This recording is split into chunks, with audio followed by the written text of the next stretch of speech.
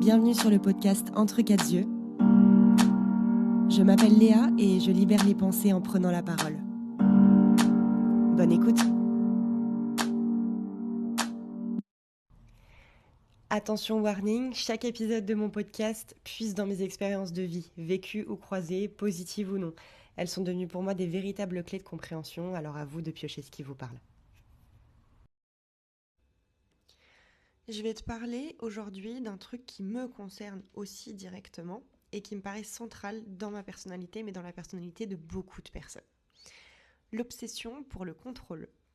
Et quand je dis obsession, je parle pas juste d'un petit côté organisé ou maniaque. Je parle de cette envie de tout contrôler, de tout maîtriser dans la vie, même ce sur quoi je n'ai aucune prise. Moi, je suis une ancienne, je dis ancienne parce que c'est toujours quand même un peu le cas, mais je suis une ancienne hyper contrôlante. Ça veut dire que j'ai besoin de tout contrôler tout le temps. Les projets, les relations, mes choix, mes journées, les gens autour de moi, même des situations où je sais que je ne peux rien y faire. Alors oui, ça peut paraître paradoxal parce que je contrôle aussi énormément sur moi-même. Ça veut dire que même si c'est pas du contrôle superficiel, c'est viscéral, c'est ancré dans ma façon de fonctionner. Et ça a une histoire. Pour te donner un exemple, la première fois que je suis allée chez le psy, c'était pour cette problématique. J'avais tellement de blessures, tellement de choses à dénouer que je ne savais pas par quoi commencer. Et en creusant, je me suis rendu compte que le dénominateur commun de tous mes problèmes, c'était ce besoin de tout contrôler.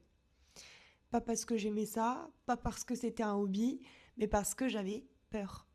Peur de perdre le contrôle, euh, peur de mes émotions, peur de ne pas savoir gérer les imprévus. Au début, mes émotions m'effrayaient vraiment.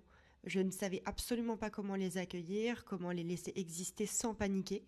Alors j'ai trouvé la solution la plus simple, contrôler tout le reste. Et si je pouvais gérer parfaitement mon environnement, mes projets, mes relations, et bien peut-être, et je dis bien peut-être, que je pourrais éviter que mes émotions me submergent. Ça marchait, jusqu'à un certain point. Parce qu'en réalité, plus je contrôlais, plus je me mettais la pression, plus je me sentais bloquée, coincée de tous les côtés. Ce besoin de contrôle, il a façonné une très grosse partie de ma vie. Dans mes relations, je planifie, j'anticipe, j'organise, parfois même avant que les autres aient eu le temps de réagir. Je vérifie, je relance, je prends les devants, toujours pour que rien ne dérape. Dans mon travail, je suis extrêmement rigoureuse, je veux tout maîtriser, prévoir toutes les étapes. En même temps, je suis organisatrice d'événements, donc c'est pas trop étonnant non plus. Et toutes les conséquences qu'il pourrait y avoir. Et oui, ça a des avantages, je ne dis pas le contraire. Mais ça coûte énormément d'énergie et ça épuise. En fait, malheureusement, ça met ton cerveau en état d'hypervigilance constante. Et tu sais quoi, être hyper contrôlant comme ça veut pas dire qu'on ne fait pas d'erreur. C'est ça le pire. Au contraire, parce que plus tu contrôles, plus tu t'énerves quand quelque chose t'échappe, plus tu souffres quand un projet ne se passe pas exactement comme tu avais prévu. Logique. Et surtout, plus tu réalises que tu ne contrôles jamais vraiment rien, sauf tes propres choix, tes propres réactions, finalement. Et c'est là que ça devient compliqué. Mais ce que j'ai appris en travaillant avec ce psy-là, c'est que ce besoin de contrôle, c'est une protection, ce n'est pas un défaut en soi. C'est une armure qu'on se construit pour se sentir en sécurité face au chaos de la vie et à nos propres émotions, surtout à nos propres émotions.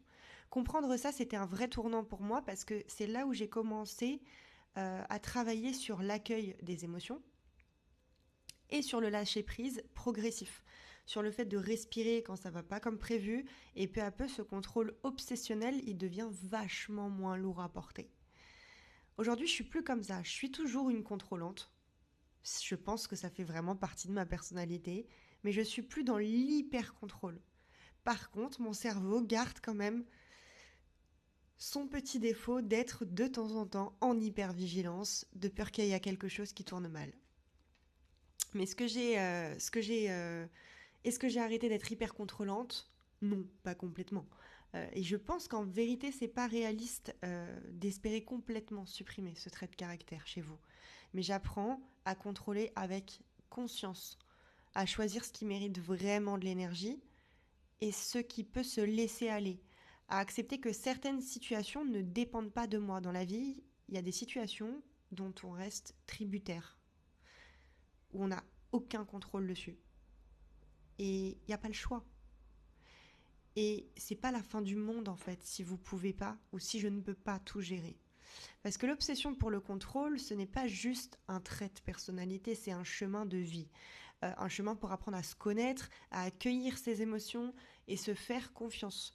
Et crois-moi, ce chemin est extrêmement exigeant, épuisant parfois, mais il est nécessaire si tu veux vivre sans être constamment en tension. Si ce format t'a plu ou que tu t'es reconnu dans cette vidéo, je t'invite à liker, commenter, partager ou encore mieux, abonne-toi.